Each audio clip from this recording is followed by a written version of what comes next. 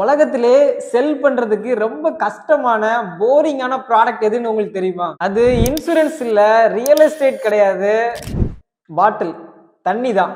Last 50 இயர்ஸா எல்லா water கம்பெனியும் ஒரே மாதிரி தான் மார்க்கெட்டிங் பண்றாங்க. ப்ளூ கலர் பாட்டில், மலை, அருவி, பியூரிட்டி, ஹெல்த் ஒரே பேட்டர்ன் தான். ஆனா லிக்விட் டெத்னு ஒரு கம்பெனி வந்தாங்க.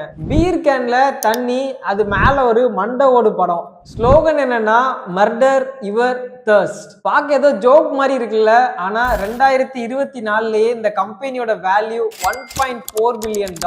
எஸ், வெறும் தண்ணியை வித்து ஒரு $1 பில்லியன் எம்பையரை உருவாக்கி இருக்காங்க. ஆக்சுவலா எனக்கு வாட்டர் செல் பண்ண சுத்தமா பிடிக்காது, பட் இவங்க வாட்டர் செல் பண்ண மார்க்கெட்டிங் ஸ்ட்ராட்டஜி இன்ட்ரெஸ்டிங்கா இருந்துச்சு. இத எப்படி பண்ணாங்க, முக்கியமா உங்க போரிங் பிசினஸ க்ரோ பண்ண இவங்க கிட்ட இருந்து என்ன கத்துக்கலாம் அப்படின்னு வாங்க பார்க்கலாம். I am Abdullah from பிடிப்ஸ்.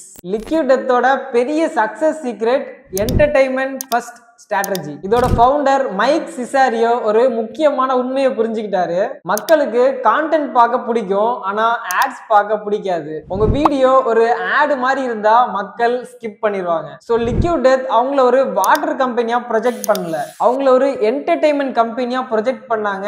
சைட்ல தண்ணியை வித்தாங்க. அவங்க ஆட்ஸ்ல பிஹெச் லெவல் பத்திலாம் பேச மாட்டாங்க. காமெடி, ஷாக் வேல்யூ, கொஞ்சம் கிறுக்குத்தனமா இருக்கும். ஒரு ஹெவி மெட்டல் பேண்ட் மாதிரி இல்லைன்னா ஒரு காமெடி சேனல் மாதிரி மார்க்கெட்டிங் பண்ணாங்க. மக்கள் அதுல இருக்க ஃபன்னுக்காக அவங்களே அதை ஷேர் பண்ண ஆரம்பிச்சாங்க. யோசிச்சு பாருங்க, நீங்க லாஸ்டா எப்போ பிஸ்லரி மாதிரி ஒரு கமர்ஷியல் வாட்டர் ஆட ஷேர் பண்ணிருக்க மாட்டீங்க. ஆனா லிக்விட் டெத் ஆட மக்கள் டெய்லியுமே விரும்பி ஷேர் பண்றாங்க. இங்கதான் ஒரு முக்கியமான பிசினஸ் லெசன் இருக்கு. நம்ம ஊர்ல பிசினஸ் ஓனர் ப்ரொஃபஷனலா இருக்கணும்னு ரொம்ப பயப்படுவாங்க. சேஃப் கேம் தான் பிளே பண்ணுவாங்க. Safe colour, safe word, safe post.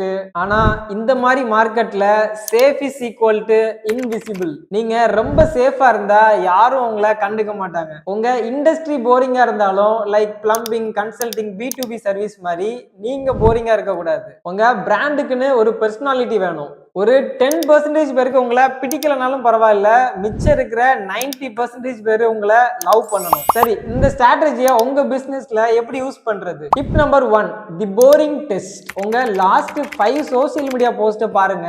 அதுல உங்க லோகோவை மறைச்சிட்டா இது யாரு போஸ்ட்னு மக்களுக்கு கண்டுபிடிக்க முடியுமா? முடியாதுன்னா நீங்க 10ஓட 11 தான் இருக்கீங்கன்னு அர்த்தம். Tip number 2, and attention.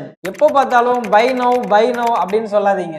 மக்களுக்கு ஒன்னு நாலேஜ் கொடுங்க, இல்லைன்னா என்டர்டைன்மெண்ட் கொடுங்க. அவங்கள சிந்திக்கவோ இல்ல சிரிக்கவோ வச்சா உங்களை மறக்க மாட்டாங்க. Tip number 3, find your enemy.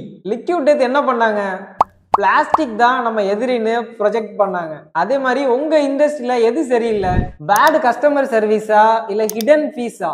ஏதாவது ஒண்ணு உங்க எதிரியா நிறுத்தி அதுக்கு அகைன்ஸ்டா பேசுங்க. மக்கள் உங்க கூட ஜாயின் பண்ணுவாங்க. சக்சஸ் ஆக பெரிய பட்ஜெட்லாம் தேவையில்லை, வித்தியாசமா யோசிக்கிற தைரியம் தான் முக்கியம். இந்த வீடியோ யூஸ்ஃபுல்லா இருந்திருக்கும் நம்புறேன். பிசினஸை க்ரோ பண்ண பிளான் பண்ற உங்க ஃப்ரெண்ட்ஸ் அண்ட் ஃபேமிலிக்கு இதை ஷேர் பண்ணுங்க. மார்க்கெட்டிங் அண்ட் பிசினஸ் பத்தி சிம்பிளா கத்துக்க B டிப்ஸை சப்ஸ்கிரைப் பண்ணுங்க. I am Abdullah from B tips. Stay cool, stay smile.